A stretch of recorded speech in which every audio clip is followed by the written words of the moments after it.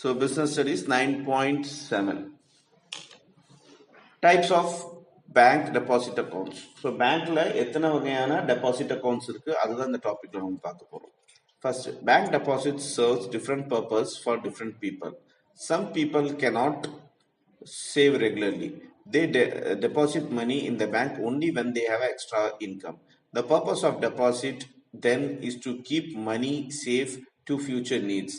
Some may want to deposit money in bank for as long as possible to earn interest or accumulate savings with interest. So as to buy a flat or to meet the hospital expenses in old age, etc.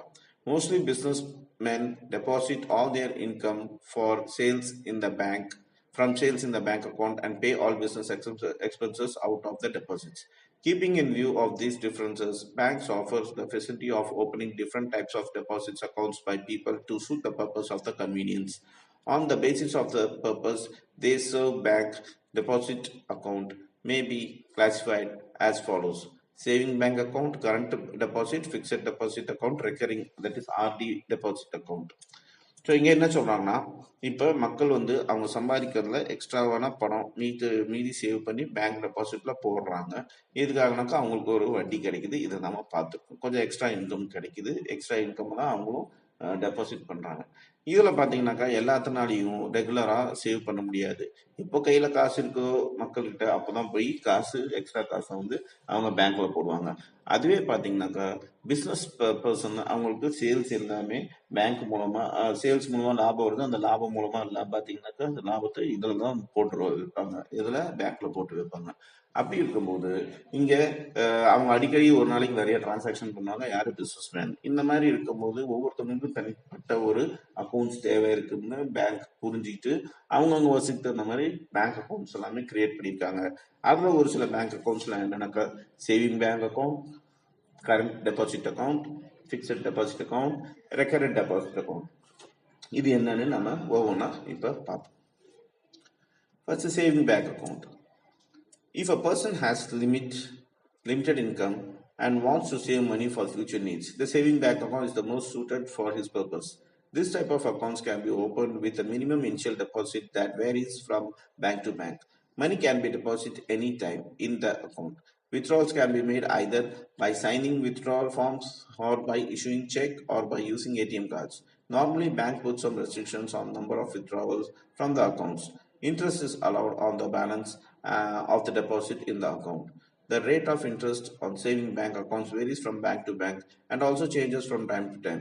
A minimum balance has to be maintained in the account as prescribed by the bank.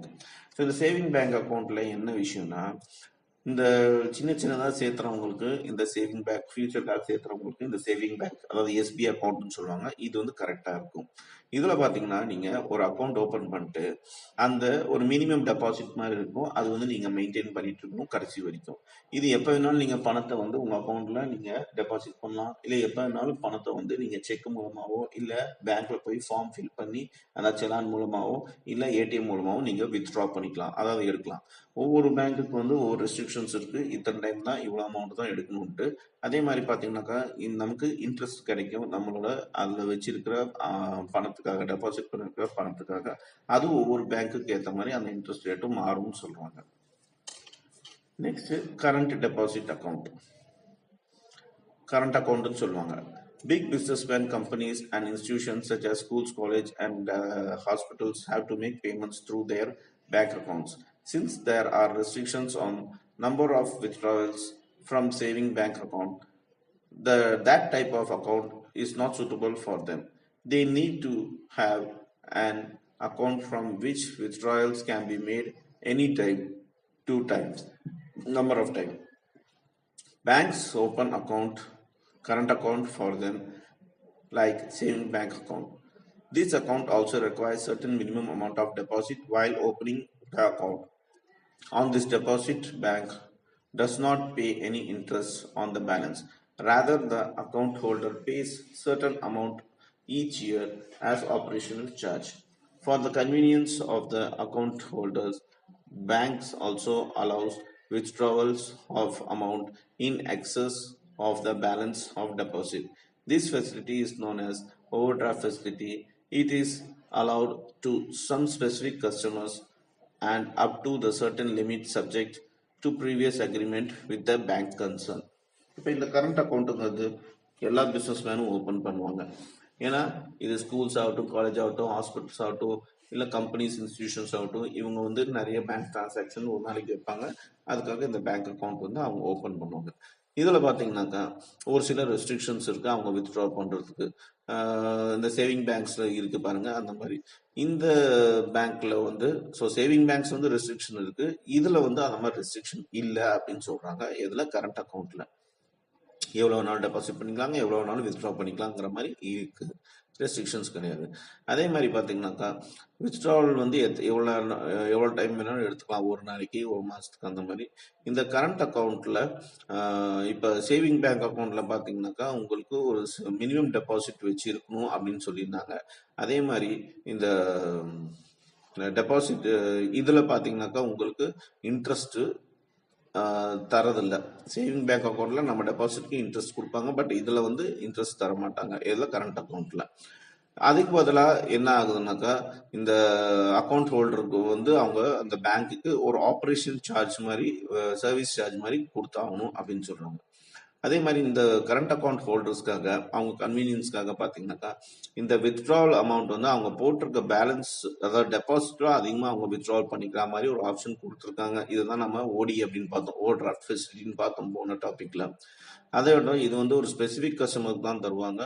அவங்களோட previous டிரான்சாக்ஷன்ஸோ இல்லை அக்ரிமெண்ட்டோ பார்த்து தான் இந்த மாதிரி ஓடி, இந்த over draft facility எல்லாமே banks கொடுப்பாங்க. Next, fixed deposit account, also known as term deposit account. அதாவது fixed deposit account சொல்லுவாங்க, இல்லாட்டி term deposit account சொல்லுவாங்க. அது என்னன்னு பார்ப்போம். Many a time people want to save money for a long period. If money is deposited in saving bank account, banks allows a lower rate of interest. Therefore, money is deposited in fixed deposit account to earn interest at higher rate. This types of deposit accounts allows deposit to made of an amount for a specified period. This period of deposit may range from 15 days or 3 to 3 years or more, during which no withdrawal is allowed. However, on request, the depositor can encash the amount before its maturity. In that case, banks give lower interest than what was agreed upon. The interest on fixed deposit account can be withdrawn at certain intervals of time. At the end of period, the deposit may be withdrawn or renewed for the further period. Banks also grant loan on security of fixed deposit receipt. So இந்த FD அக்கௌண்ட்னு சொல்லுவாங்க, fixed deposit account. இது என்னன்னாக்கா இப்போ நம்ம SP account, அதாவது saving bank அக்கௌண்ட்ல பணத்தை சேர்த்து வச்சோம்னாக்கா அது நமக்கு கம்மியாக தான் வட்டி கிடைக்குது. அதே இந்த ஃபிக்ஸட் அக்கௌண்ட்ல பார்க்கும்போது இது வந்து 15 நாள்லேருந்து 3 வருஷம் வரைக்கும் டைம் பீரியட் இருக்கு. அதுக்குள்ள பார்த்தீங்கன்னா நமக்கு கொஞ்சம் ஹையர் இன்ட்ரெஸ்ட் கொடுப்பாங்க. இதுல இன்ட்ரெஸ்ட் வட்டி கொஞ்சம் அதிகம். அதனால இந்த ஃபிக்ஸட் டெபாசிட் பார்த்தீங்கன்னாக்கா ஒரு நிறைய பேர் ப்ரிஃபர் பண்ணுவாங்க, நார்மல் மக்களுங்க. அதே மட்டும் பார்த்தீங்கன்னாக்கா இது என்ன சொல்லுவாங்க, 15 நாள்லேருந்து 3 வருஷத்து வரைக்கும் டியூரேஷன் இருக்கு. நாம வந்து நம்ம பணத்தை பேங்க்ல வைக்கிறதுக்கு அவங்க வந்து இது கொடுக்குறாங்க, வட்டி ஹையர், அதிக வட்டி கொடுக்குறாங்க. இது வந்து நம்ம மெச்சூரிட்டி, அதாவது 3 வருஷத்துக்கு முன்னாடியே எடுக்கிறோம், இல்லை 15 நாளைக்கு முன்னாடியே எடுக்கிறோம் அப்படின்னாக்கா நம்மளால எடுக்க முடியும். ஆனால் அதுக்கு தகுந்த மாதிரி என்ன ஆகுனாக்கா இன்ட்ரெஸ்ட் ரேட் வந்து கம்மியாகும் அப்படின்னு சொல்றாங்க.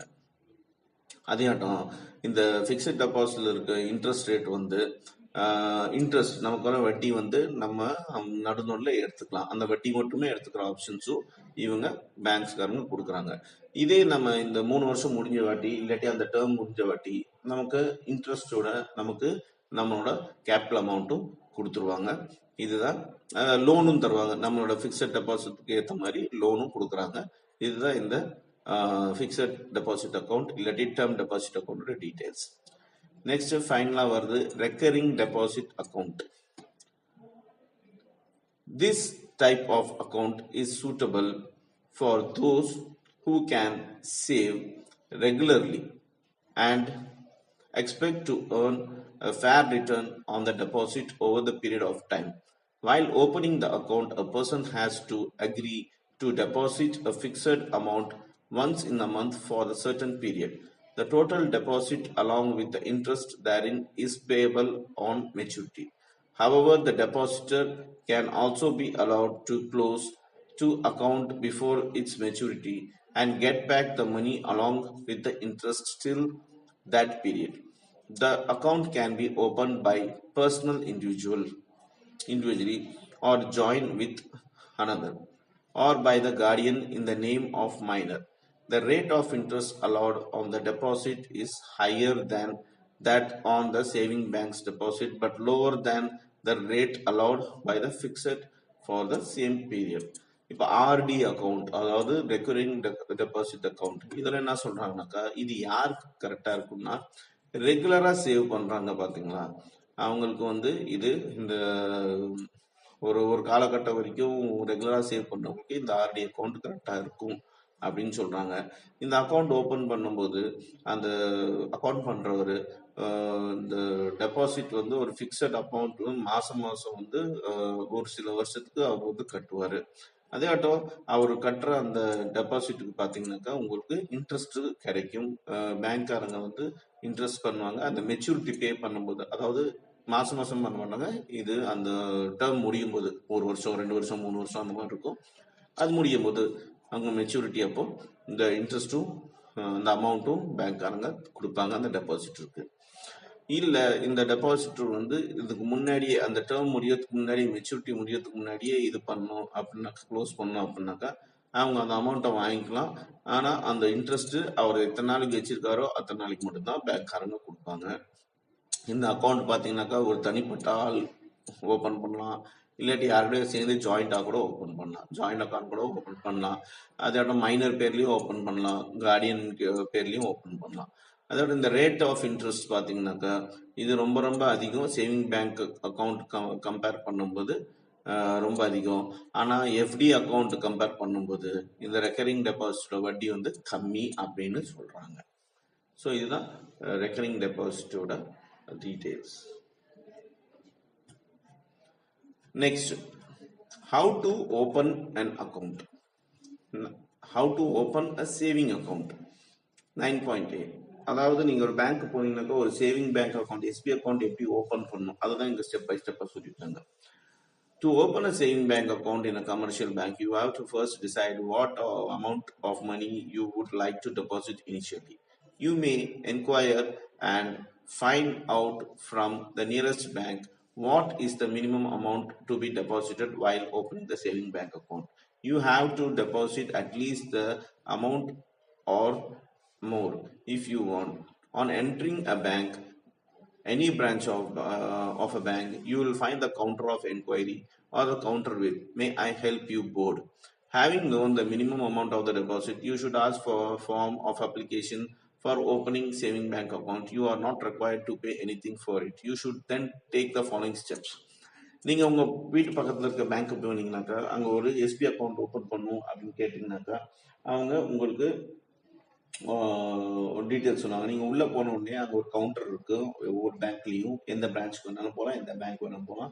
மே ஐ ஹெல்ப் யூ அப்படின்னு சொல்லிட்டு இருக்கும். அதாவது உங்களுக்கு நான் உதவணுமா அப்படின்ட்டு. அது நீங்கள் அங்கே போய் கேட்டிங்கனாக்கா எனக்கு ஒரு எஸ்பி அக்கௌண்ட் ஓப்பன் பண்ணணும், சேவிங் பேங்க் அக்கௌண்ட் ஓப்பன் பண்ணணும் அப்படின்னாக்கா அவங்க வந்து உங்களுக்கு டீட்டெயில்ஸ் சொல்லுவாங்க. அங்கே ஒரு ஃபார்ம் இருக்கும். அந்த ஃபார்ம் வந்து ஃப்ரீ ஆஃப் காஸ்ட் தான். அதில் வந்து நீங்கள் ஃபில் பண்ணிவிட்டு அடுத்த டீட்டெயில்ஸ் என்னன்ட்டு ஸ்டெப் பை ஸ்டெப்பாக சொல்கிறாங்க. First filling up the form.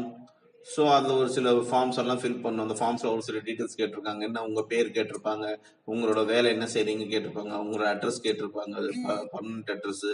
அப்புறம் பார்த்தீங்கன்னாக்கா உங்கள் சிக்னேச்சர் கேட்பாங்க. அப்புறம் name, address, account number, signature இதெல்லாமே யார் உங்களுக்கு இன்ட்ரடியூஸ் பண்ணி வைக்கிறாங்க, ஸோ அதுவும் தேவைப்படுது. அப்புறமா உங்களோட இன்ஃபர்மேஷன்ஸ் எல்லாமே அந்த பேங்க்காரங்க வாங்கி வச்சுப்பாங்க. அதேட்டும் உங்களோட அப்ளிகேஷன் பார்த்தீங்கன்னாக்கா உங்கள் சிக்னேச்சர் அந்த அப்ளிகேஷனில் போட்டிருக்கணும். ஒரு பாஸ்போர்ட் சைஸ் ஃபோட்டோ வந்து கொடுக்கணும், நீங்கள் அந்த அப்ளிகேஷனில் போட்டிருக்கணும். இது ஃபர்ஸ்ட் ஸ்டெப்பு, அதாவது ஃபில்லிங் அப் த ஃபார்ம். அதெல்லாம் சொல்லியிருக்காங்க. செகண்ட் பார்த்தீங்கன்னாக்கா ப்ராப்பர் இன்ட்ரொடக்ஷன். நீங்கள் தனியாக போய் ஓப்பன் பண்ண முடியாது, யாராவது ஒருத்தவங்க உங்களுக்கு ரெஃபர் பண்ணியிருக்கணும். ஒன்று அவங்க பேர் அவங்க டீட்டெயில்ஸ் இருக்கணும். இன்னொன்று பார்த்தீங்கன்னாக்கா நீங்கள் ப்ரூஃப் கொடுக்கணும். நீங்கள் எங்கே இருக்கிறீங்க அந்த அட்ரஸ் ப்ரூஃப் எல்லாம் கொடுக்கணும். அதுக்கு பார்த்தீங்கன்னா ஒன்று நீங்கள் பாஸ்போர்ட்டு இல்லை டிரைவிங் லைசன்ஸு இந்த மாதிரி விஷயங்கள்லாம் கொடுக்க வேண்டியதாக இருக்கும். அதே மாதிரி உங்கள் பர்சனல் இன்ட்ரடக்ஷன்ஸ்க்கு வந்து தேவை கிடையாது, அதில் எதுவும் சொல்ல தேவை கிடையாது. இந்த மாதிரி நீங்கள் ஒரு ப்ராப்பர் இன்ட்ரடக்ஷனோட ஒரு பேங்க்கில் அக்கௌண்ட் ஓப்பன் பண்ணிக்கலாம். அடுத்தது பார்த்தீங்கன்னா ஸ்பெசிஃபிக் சிக்னேச்சர். ஸ்பெசிஃபிக் சிக்னேச்சருக்கு உங்கள் கையெழுத்து ஒரே மாதிரி தான் இருக்கணும். நீங்கள் ஸ்டார்டிங்லேருந்து நீங்கள் வாழ்கிற வரைக்கும் உங்கள் சிக்னேச்சர் மாறவே கூடாது. மாறிச்சுனாக்கா எல்லா இடத்துலையும் ப்ராப்ளம் ஆகும்.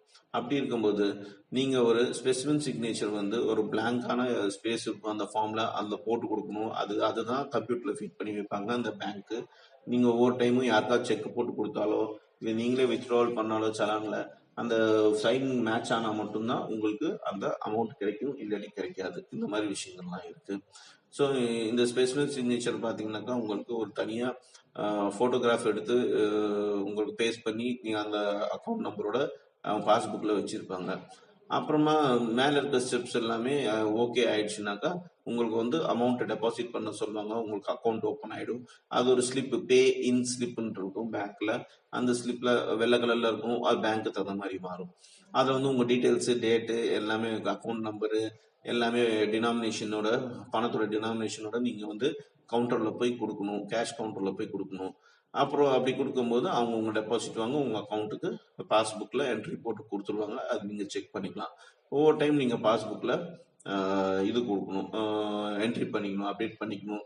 அதே மாதிரி உங்களுக்கு ஒரு செக்கும் கொடுப்பாங்க, செக் லீவ்ஸ் கொடுப்பாங்க. அது வந்து உங்களுக்கு பணத்தை வித்ட்ரா பண்ணுறதுக்கு யூஸ் ஆகும். யாருக்காவது பணம் பே பண்ணணுனாக்கா அது மூலமாக செக் மூலமாகவும் நீங்கள் கொடுத்துக்கலாம் அப்படின்னு சொல்கிறாங்க. ஸோ இந்த மாதிரி தான் இதெல்லாம் தான் ஸ்டெப்ஸ் ஒரு SP account, that is saving bank account open பண்ணுறதுக்கு அப்படின்னு சொல்கிறாங்க. ஓகே.